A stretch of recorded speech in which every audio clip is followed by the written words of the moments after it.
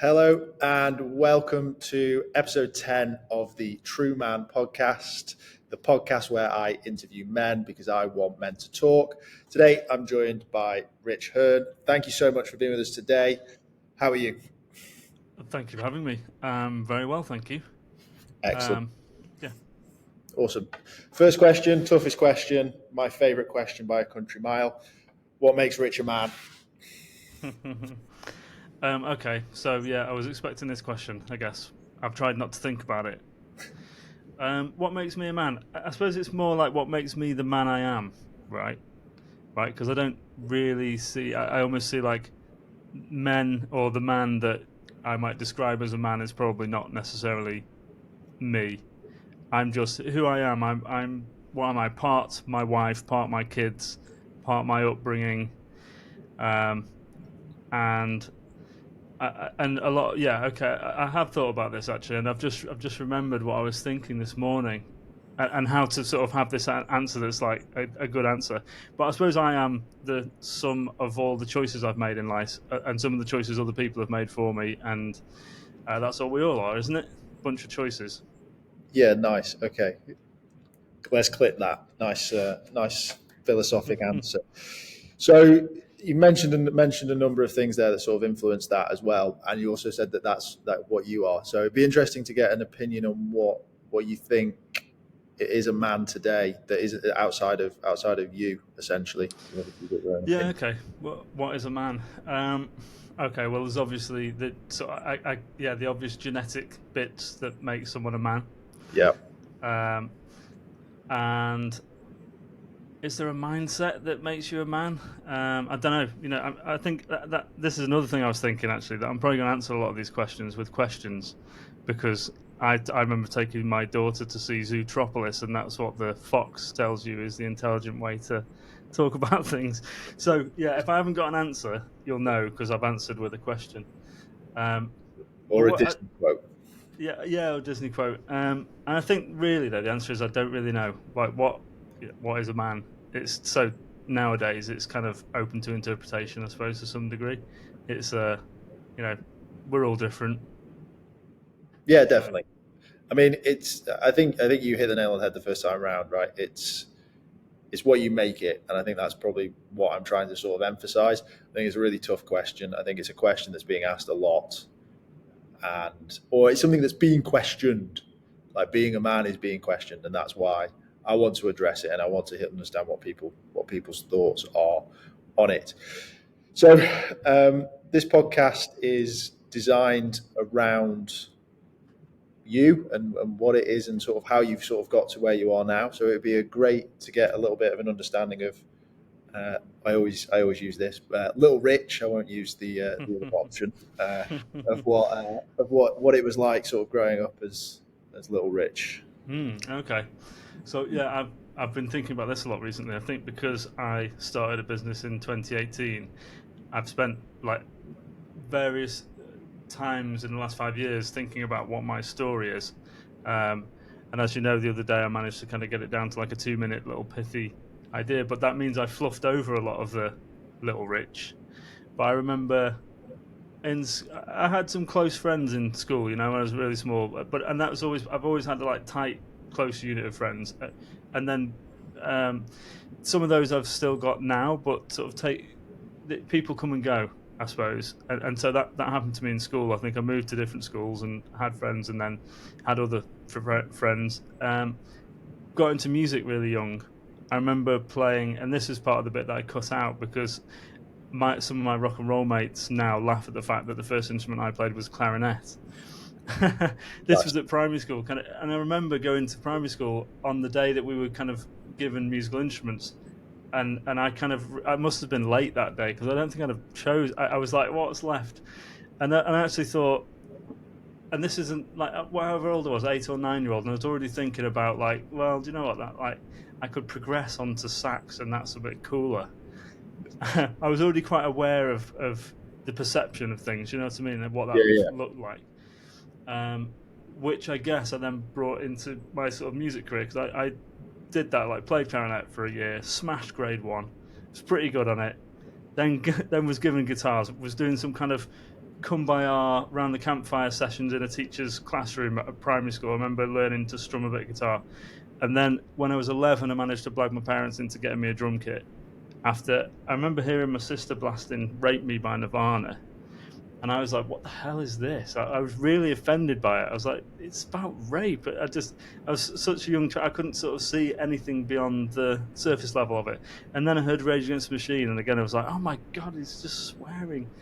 And then within about 2 weeks, I was like, "Oh my god, I want a drum kit, and I need to learn how to do that." And then, then I never looked back, and that was my start. And then I went into guitar again. So, what was the question? What was I like as a kid?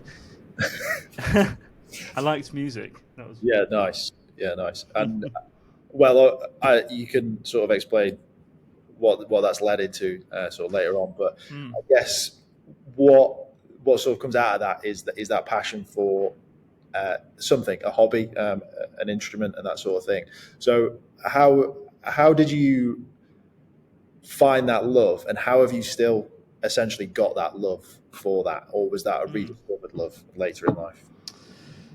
Um, like I say, how I can't remember the first day that like a musical instrument was put in my hands, but I think music's always been something I've been interested in. And my dad was a big music fan. He loved music. He loved kind of everything from, well, the Beatles to Jethro Tull. So he was quite folky and quite, but just loved music, but never really pursued it as a hobby. He was more of a visual kind of artist, um, and so yeah, but I don't know where that came from. My mum always says as well that her father was a really good pianist. He never really learned how to play like the notes and stuff, but he could just bash tunes out. So it was very social what use of music.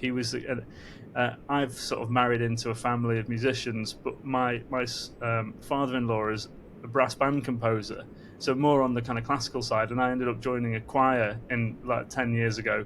I almost say it's like that was like the prenup agreement. I'm allowed to marry his daughter if I join his choir. But yeah, I don't know. Music just became this thing that, and it's I don't know if it's become more of a thing in my life over the years. That's like medicine. It's like it can pick you up, and so whether that's always been there, and I've only kind of put the pieces together as I've grown up. I don't know, but I've always just found like this deep connection with music. That's, I suppose, yeah, has helped me present who I am and understand who I am. So do you know what I mean? I remember being like a grebo, they would have described me as a grunge kid, Nice. and it Yeah. was like, and that was like, that was perfect for me. That was like, yeah, that this says a lot, and it meant I could dress a certain way and I could behave a certain way, and I felt comfortable, and that's so yeah. Yeah. Don't know where it came from. Cool. So I agree with you. I think music is one of those things that is, well, anyone can enjoy music, but like I say, especially in earlier years, it sort of helps shape those identities. I used to have long hair as well, which was an interesting style choice. I don't know whether that was more of a rebellion as well, because when I was a kid, I used to just get my head shaved, like pinned down, and have just literally just buzz cut all over. So combination of rebellion slash listening to head flicking music. So yeah, that I get that, and I speak to a lot of people now, and I think even for people that it's not really ever been a passion for, music and is very easily to and very easy release, very easy to find the mood you're in and sort of engage in that, or change your mood as well. I've got friends that see it as a solution to Mm. a problem that they might have. It's better to go listen to some hardcore rock than potentially doing something a little bit out of the ordinary, shall we say? So yeah, I Yeah. for me, I've never been like musically talented. I know what a clarinet is, and I know what a piano is, but that is about as far as it goes. So yeah, even for people that are musical, I think it's really important. But yeah, I imagine if you've got an additional passion there, that it's somewhat of a greater release, so to speak. Yeah, do you know what? Thinking about the passionate bit behind music, like that, I think when I was thinking about this, I wasn't passionate for the clarinet. I just played it. And, but when I got to like an age where I thought that this was defining my life, like music became the thing. When I was 14, I played my first gig, although the bass player in that band challenged me online the other day and said I think we were 13 actually. But the fact is, we played a gig and we were really young, and I remember that being a terrifying experience. I was absolutely bricking it, and I remember it vividly because of that. I was like, oh my god, that was horrible. But actually, when we'd done it, it was great, and we were like, we play. We used to play like we were playing in front of 5,000 people if we were playing in front of five, because that was just the decision we made. We went, we are going to rock this like we're headlining Glastonbury, because that's where we want to get to. So we're going to fake it till we make it, and just have fun. And like, yeah, then I spent the next 15 years. I think the passion changed though. I suppose it was like I loved doing music, but then I realized that I loved making music more than performing it. So I was quite happy to kind of not have to go on stage. I'd rather just be and write and do the creative process of writing music. And then eventually I found that like I just enjoyed being around music, and ended up doing sort of more marketing and helping other musicians pursue their passions, if you like. Became my passion, I suppose, and that's what it is now. It's like I always feel like I'll retire into music. Like I learned how to play guitar. I can play guitar well enough to go and do some busking, or just to play for fun, Yeah. So when I'm old and I haven't got a pension because I've pursued the life I have, then um, I'll just busk You'll just busk. Yeah. and Cool. love life. Yeah. Sounds good. So you obviously mentioned friends in there as well. So how has music been to one, keep friendships, to also Mm. foster them and make them? Well, yeah, my best friends at high school, I guess, were my bass player and drummer. Yeah, like because we were together at like 13 to maybe 18, and that was just tight. We were like brothers. As much as like we loved what we were doing, we were working hard together, and eventually we kind of just really annoyed each other, I think. Um, but then all the kind of music projects I've been in have been close friends. Not that I haven't had friends outside of them, but there came a point, I think, where I made a decision in life, and I think I thought that it had to be music and nothing else. And in later life, I kind of met people and went, "What, you like football and you do music?" Like, I didn't realize you could do that. So yeah, I had close friends. I mean, I messed up some close friend relationships. Really thinking about it, if you want to get really sort of personal, I messed them up through girls. There's two in particular that I remember. Actually, I've never talked about this, but there's a friend of mine who lives in Japan now. Brilliant artist who was always an amazing illustrator, and he really liked this girl. And this is when I was going to Glastonbury and was kind of behaving quite rock and roll, I think, and didn't give a shit about anyone apart from myself, really. And yeah, there came a point where I sort of misbehaved with a girl that he had his heart set on. Really, they weren't together, but it was it wasn't a good thing to do, really. Yeah, yeah. Thankfully, my friends have horrendous taste in women. I'm joking. It's just not the same as mine. So that's always good. So it's interesting you say that you were solely music. So like there must have been a point where it was like, right, we're not making it, or we're not going to be where we want to get to, and that's your sole purpose. So what was that like? What was that realization like? Oh man, I think about this now, and the fact that like I describe myself as a failed rock star, and it's a badge I wear proudly, because like we had a go, and really the guy I'm working with now, Liam, who is my colleague and business partner, he got my band the best ever opportunities we ever had. So we went through stages with bands. It was like we were kids, and we were pretty good, and we somehow, I think my drummer's mum knew a couple of people, and so we had like a couple of guys from some big major record labels come from London to our rehearsal room in Alsager and tell us we needed to write pop songs. And I remember laughing him out of the room. We'd be like, "Get off, you dickhead." Yeah. He was probably right, in fairness. And then we had so we had a couple of people coming and sniffing around us at a very young age, but we weren't ready for anything really then. We just weren't. We were kids, and then when we got to the age where we perhaps thought we were ready for something, we had a producer in Manchester, and he knew we weren't ready, And he told us, and we were thinking, no, get lost, we could handle it. He was like, if you got signed and got famous now, you'd all just die. You just wouldn't be able to handle it. And he was probably right again. But eventually I realised that the only way that we were going to get anywhere was through doing it ourselves. And actually, I've always had this rebellious streak, I guess, and sort of went, I don't like the way the music industry is. I don't like the fact that I've got to appeal to whoever it is. I just want to do it myself. Hello. This is Will. He's my son. He's just telling me he's going to strip a Warhammer model. Oh, nice. Hey, Will. Welcome to the podcast. So the industry, the music industry. And I was like, do you know what? I don't think anyone's going to take us seriously until we have proved ourselves. And I feel like that with all the artists I work with. You kind of got to get yourself to a certain point. So I took it on myself to kind of learn the industry and how it worked, and marketing and promotion and how to kind of do all that stuff.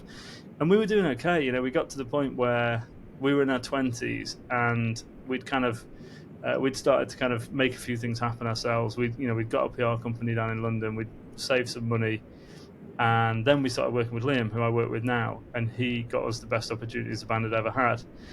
I don't know what the timeline is, but I lost my dad 16 years ago, and that was a very dark period of my life, and I think it coincided with me quitting the band and the band kind of ending. And we got, so I think that's sort of part of the timeline. I for some reason, like, it's a bit of a blackout, and I know why, because it was a bit of a blackout period in my life. I can't quite put the pieces together, but I know when my dad died, we were gigging in France in the Alps. This was like a covers gig, but we were over there just after. Do you know the band The Feeling? Sort of pop. Pop band. Yeah. Well, they were there the year before, and they had a different name, but they were over there as a really good covers band who then threw in some original stuff. And we were there the year after, and people were going, "We had The Feeling last year. You guys should do you do original stuff?" And those gigs were amazing, even though we were doing covers, which I remember growing up when I was 16 to maybe 20, thinking I'd rather eat my arm than play covers. I thought it was prostituting your art. But actually, getting paid to snowboard and gig for 3 months was quite a good gig. But we were over there. We just played an après ski, and we'd had crowd surfing people with ski boots on, just kicking ass. And then I got this phone call, and I remember I collapsed onto just on my knees, and Joe, who's the lead singer of the band, kind of took the call first. I think someone phoned him, handed it over to me, and I just collapsed and then just drank myself into a hole, and somehow managed to get a flight home, and then I just think I had a few years that were really hard, and perhaps that came at the same time as we weren't able to we found the end of the band was quite stressful in terms of the creative side. We weren't happy with where things were going. We felt like we were working on songs for too long. So we'd love this idea. We'd have a spark of an idea in the rehearsal room. In fact, one's called Little Sparks. I'll show you later because we did finish it, but we never actually released it. But so we had this kind of thing going on, and then we worked on them so hard that by the end of it, we didn't like them anymore. So we just got to the point where the process wasn't fun. Yeah, it's there's a lot to unpick. Yeah. Firstly, après skiing is the only type of skiing that I can do. So that's okay. Yeah, I'm a big fan of après skiing, and it's really interesting because, like you say, it's almost like that loss of identity as a band, but it's actually arguably the best time as a band, which is a weird thing to sort of. It's growing up, like you say. It's sort of like realizing if I want to do this, I've got to do this, and try and sprinkle in some uniqueness as well. But obviously, the dark side of that and what happened. Do you mind sort of explaining why it hit you so hard? Like, have you got any looking back? My dad suffered with mental health since he was 19, and I found out after he died, he took his own life. And I found out after he died that he'd had electric shock therapy when he was 19, and I didn't know that, and he died when he was 59. and I knew that he'd had depression. Like I knew that he had this thing. There was this kind of, we knew, the family knew, it wasn't something that was hidden from us, but I didn't really know what it was. But I knew that he had it, and I knew it came in waves. And I remember when I was older, 20 something, he told me, I went to see him one summer knowing that he was on a low ebb. And we went for a walk around the village that we used to live in. And he kind of told me like how it felt and what it was like. And he asked me, do you understand? And I said, no, Dad, I don't. I don't understand, because I don't understand why you can't just switch it off or just say, no, I think something else. And I've always felt lucky in that I've never been there. My sister has suffered a lot more than I have with mental health and anxiety. I almost feel like I have the normal levels of anxiety and mental health that come with just life. And having kids. Sorry. Yeah. Something through my... but so I didn't understand what he was on about. I've always felt quite lucky for that, but that also breaks my heart, because I think, God, if I could have done something or said something. But I suppose that's why that losing someone like that, losing someone anyhow is hard, but losing someone like that when they sort of end it themselves, that throws you into questions. It throws you into a lot of things, like anger. Now I just feel immense sadness that he never met my kids, he never met my wife.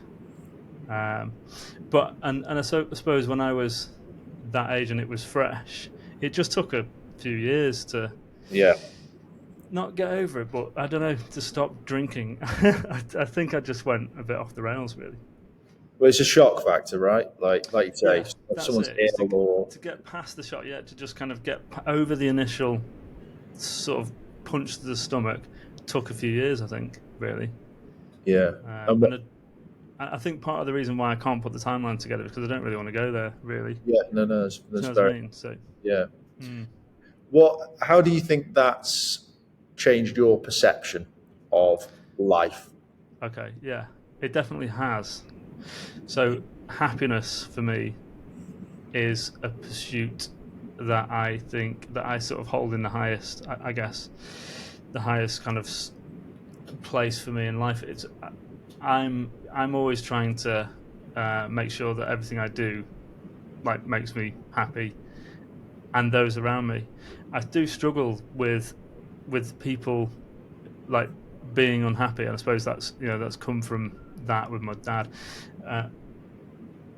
I find it difficult because I just think if I don't know, I choose to sort of pursue happiness, not in a selfish way, but in more of a kind of, I don't know, self-aware way, and just think, I feel like shit.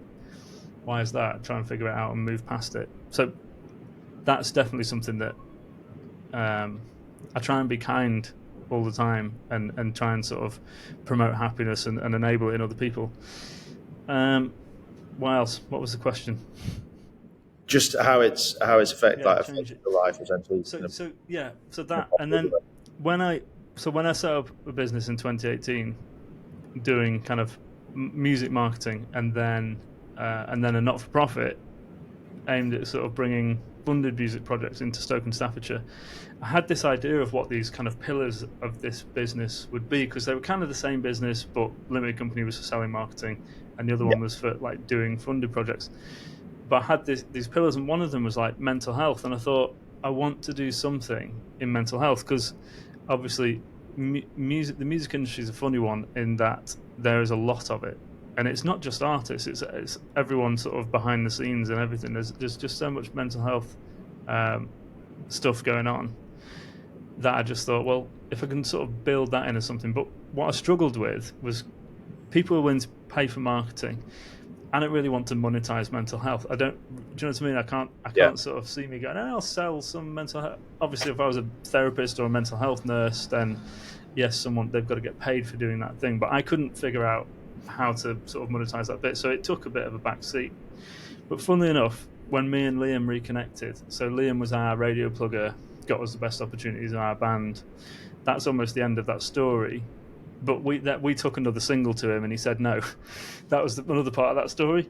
but he obviously didn't know what he was listening. No, One more role. we didn't. I don't even remember which track we took to him actually, but that in a way made me think, well, at least he's got the integrity to go, no, it's not there.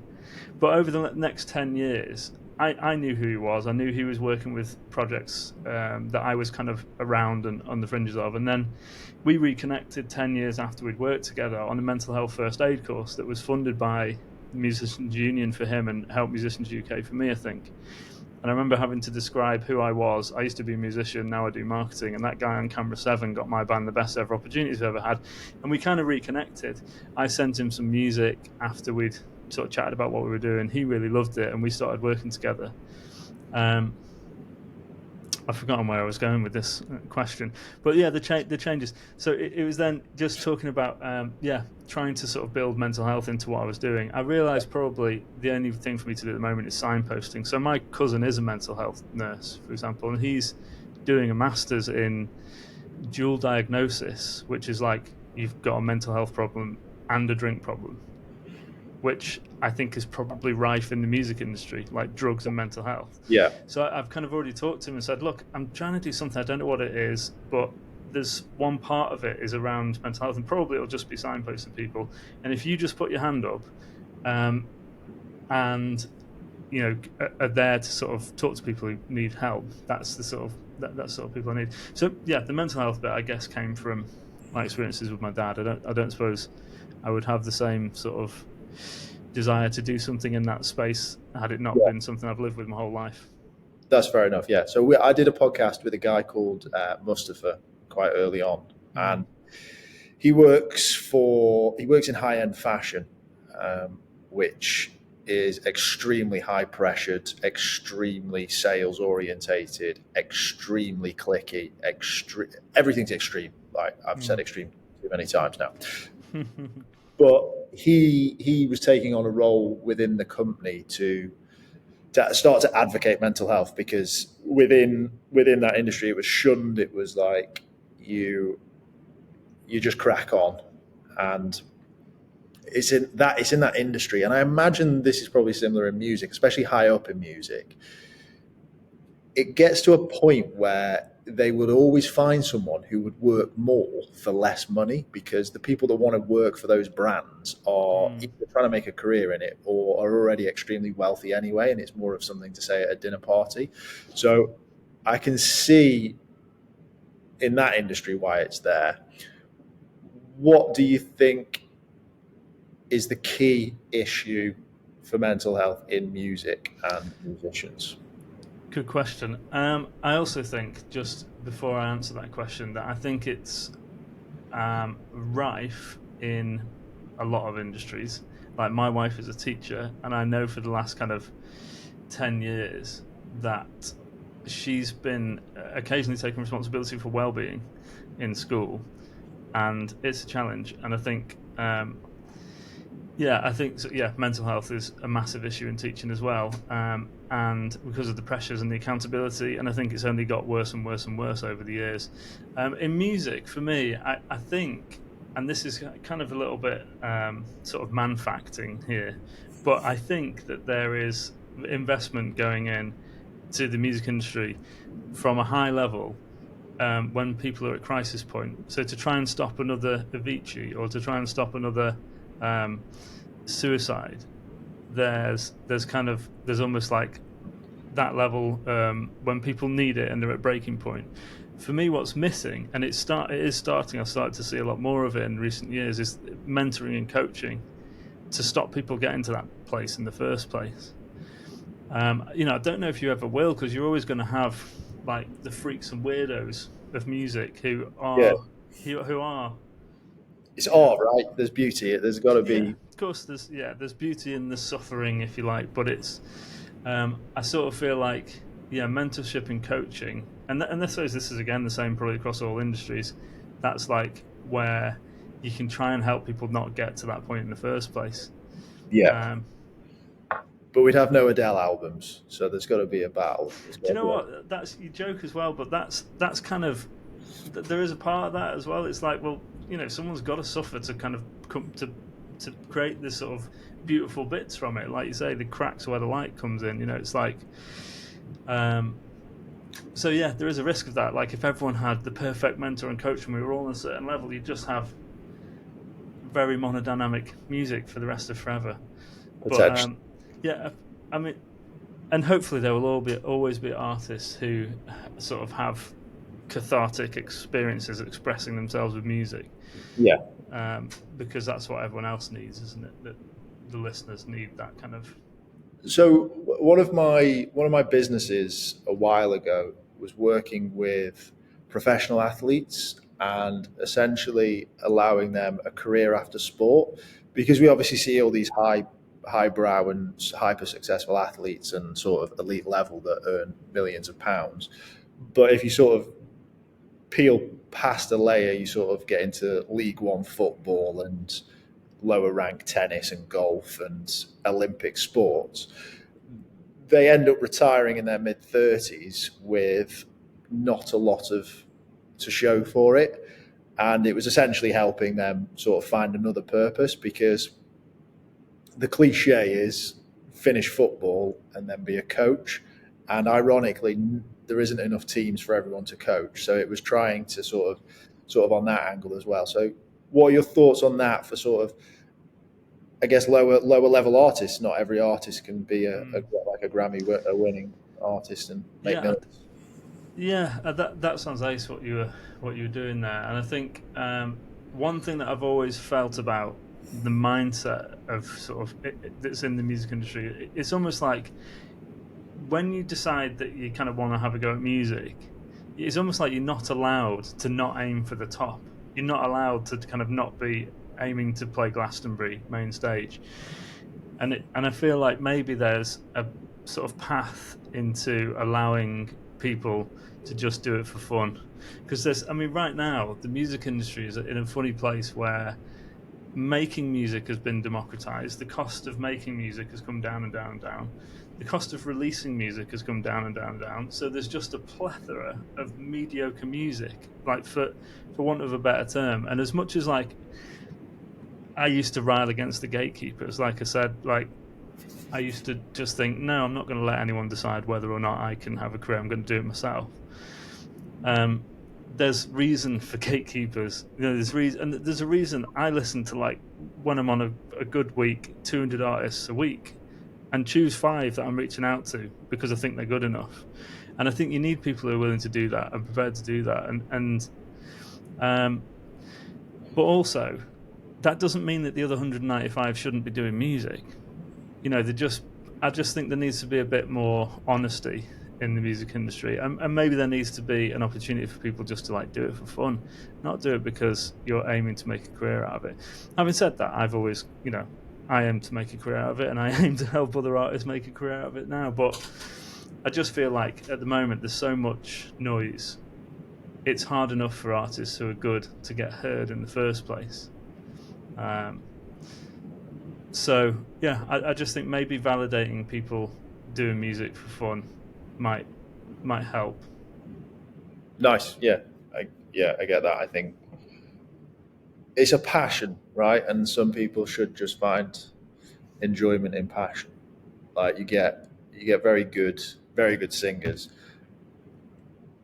that don't have the X factor as well, right? Like there's a reason why there could be 2 people that are equally as good at singing, but there's always something else that gets that person in front of the other person. I'm sure there's better singers out there as well, or better musicians that are probably like, why am I not here? Because I'm significantly more talented. But there is, in stardom anyway, there's always got to be a little bit extra than just you're good at music.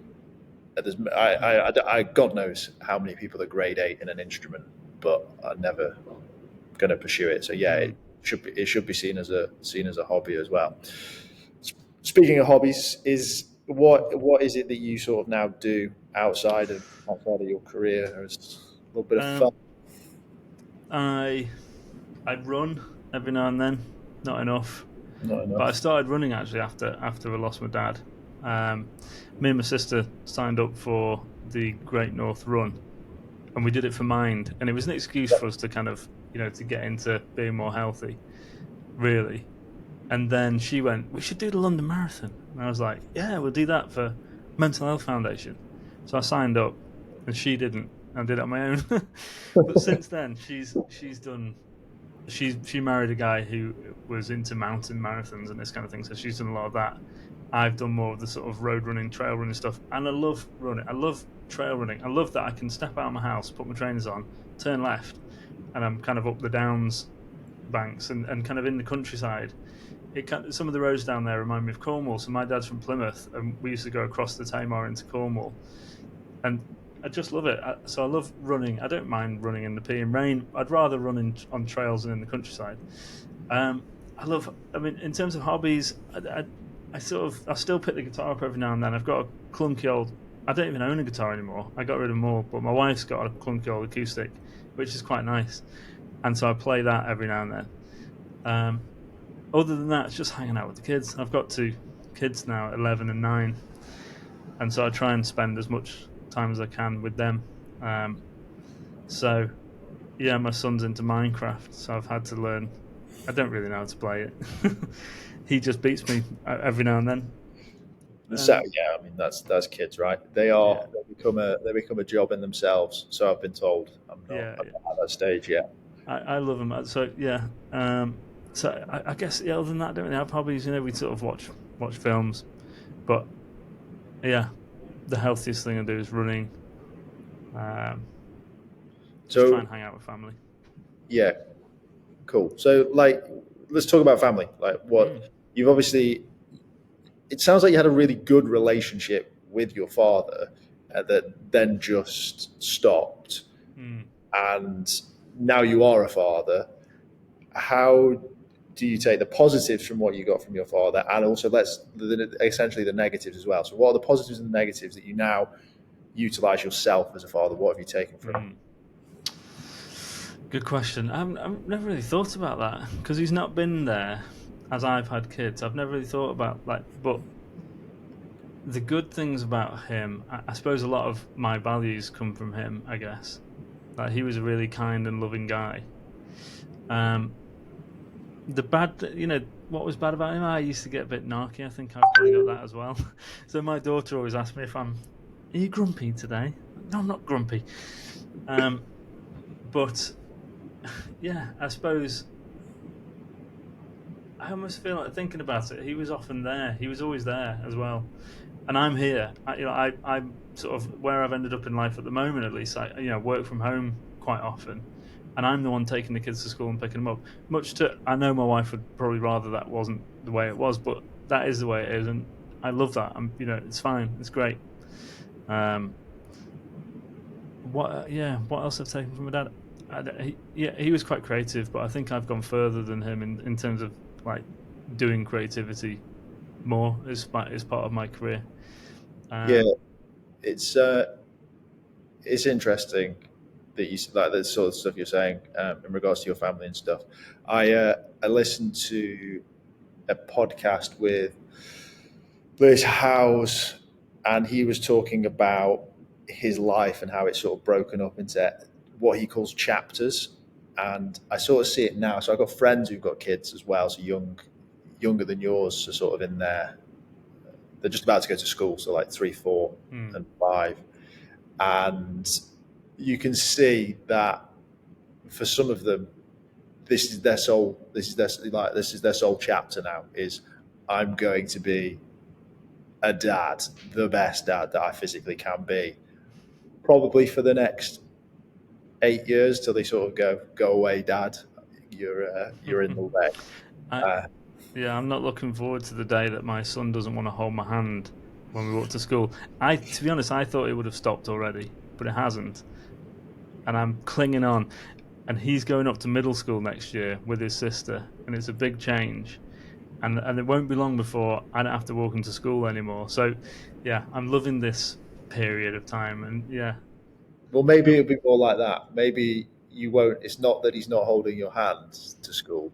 It's that he's just walking himself. And if you were there, he'd be holding your hand, mate. maybe. To be honest, I remember I remember what it felt like holding my dad's hand. He had really quite dry, callousy hands, and I remember it well because I remember after he died, I remember thinking, I'd sort of wake up and feel that feeling and think I'm never going to feel that again. And when my daughter tries to stop holding my hand at the moment because she goes, "You've got really dry hands," I said, "One day you will miss that. You will just hold my bloody hand." But yeah, Nice. It's so not a safety thing, just pure missing the no, fact that you're yeah, gonna. just thinking it reminds me of my dad, and one day you'll you'll miss my dry hands. So your relationship with your partner right now is in sort of, well, like you say, it's in a position that you're sort of looking after the kids a little bit more, and you're Mm, sort of focusing on this new side of the business. What are the discussions around that? Have there been any discussions? What's the mm. conversations like? Um, I suppose the only discussions are it wouldn't be this way if we had a choice. I think only because she's the main wage earner. She's a deputy head teacher, so she's kind of out the door at 7:30 and back at home probably like 6:30 most days. And I've got the flexibility to be able to, because I do a bit for myself, but also because I've got a boss who's a mate of mine who's a really the two I do 2 days a week for a friend of mine, and he's flexible enough to let us who've got kids do that bit. I suppose it's just the way it is. I think the only discussions we've had really are the reason that I'm doing what I'm doing in life and trying to set my own business up and kind of try and build an income is so that my wife doesn't have to. That I mean, that's not my sole focus, because if it was, I'd just do anything. But it's kind of it's like that's what I'm aiming for. I'm aiming for like to earn enough money so that she can do something else. Um, and so that's a big driving force. She knows that. I sometimes have to remind her when she sort of wonders. And at the moment, it feels like that's a lovely idea or a lovely dream, but we're a million miles away. While I'm still sort of, I guess, making ends meet. So yeah, but in terms of like the plans for us, we're fine, we're happy, and we're happy where we are. But I've got designs for our roles to switch, and in fact, it might work quite nicely if the kids have got old enough that they don't need dad there in the mornings and afternoons. Because I know that when I get to the point where I've got the chance to build the kind of income that I need, I'm probably going to have to be away more often, because that's where the music industry is. It's not here in sunny little Stone. So there might come a time where I have to be in Manchester, Birmingham, London more regularly, and possibly further afield. I work with an artist an Italian artist who lives in Barcelona. I'd love to go and hang out with him for a bit. um, but It's a tough job, mate. yeah, it's a tough job swanning around the world. Um, but yeah, so I think it is quite useful talking about this, and I'm kind of half using this as a bit of a, not a therapy session, although I think we've done the therapy session bit, but now I'm using it as a life planning session. I'm thinking, yeah, the timing could work quite well actually. Like the kids getting old enough when they're at middle school, and then a lot can slow down, and I can pick up the slack. Hopefully, Yeah, that I nice. mean, yeah, that's the plan. Cool. So let's sort of delve into career now a little bit and sort of touch on that. Mm. Is when was that change? When was it like musician to helping musicians, or was it almost like a force? Um, when did it happen? So, I think because I was doing all the sort of marketing and management stuff for the projects that I was in, I think there came a point like maybe 2011. I remember helping an artist release an album in 2011, and I think so. Possibly before that, I decided that I was going to start to approach artists and offer kind of marketing services, offer to help them do the sort of things I'd been doing for myself. I think, but at that point, I'd already been asked by other mates who were in bands. They'd kind of asked me to help them.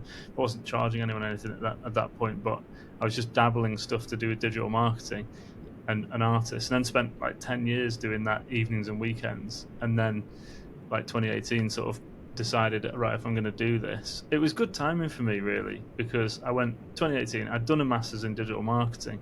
I'd done a master's in digital marketing after doing 10 years of digital marketing, just to prove to myself that I knew what I was on about. And I did that evenings and weekends whilst working full time. So I kind of went, okay, I've done that, and I used that the final sort of project to look at a blueprint sort of marketing strategies for independent musicians. So I was always had this idea that I was trying to find something to do as a career in that space.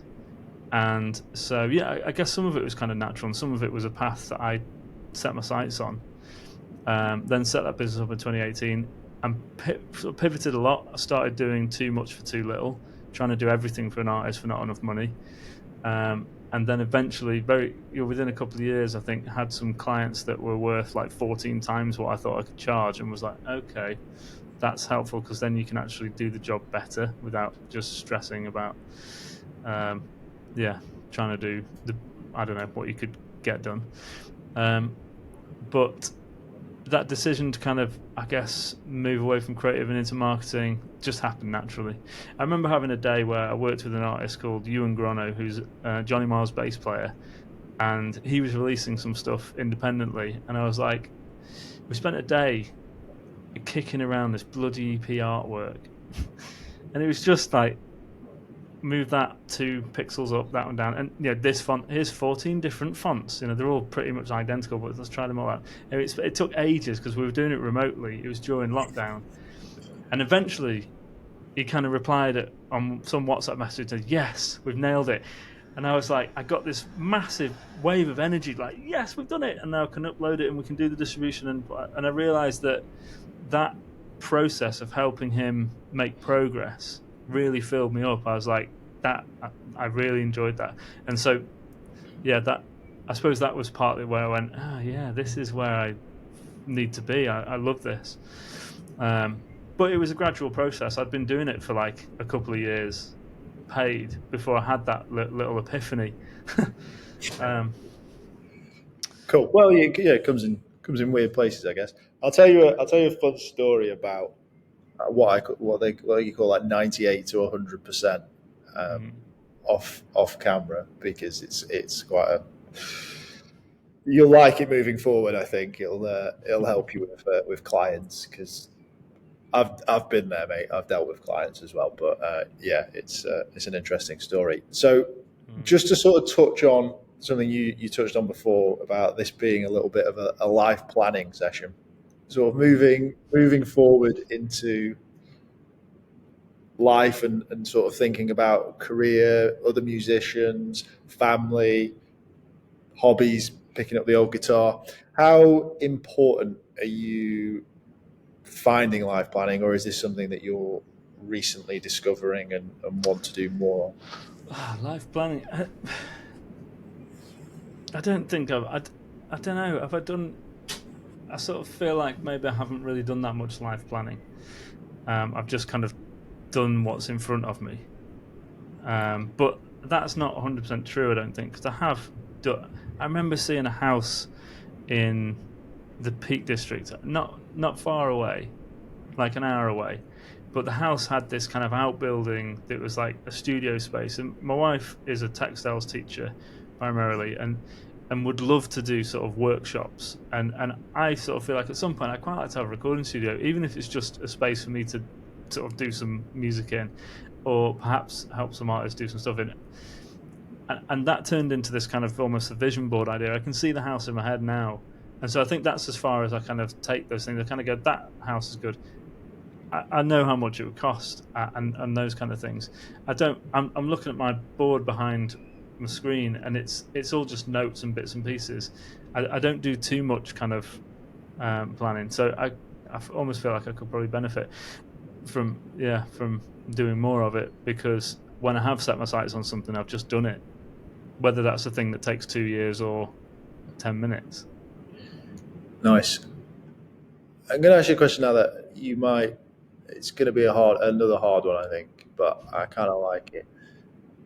You seem quite content right now with what's going on in life. There's obviously aspirations and things that are sort of outside of that, but right now, present, you seem quite content. Is that fair? And if so, how do you deal with that? How do you Mm. allow yourself to be in Do that you know state?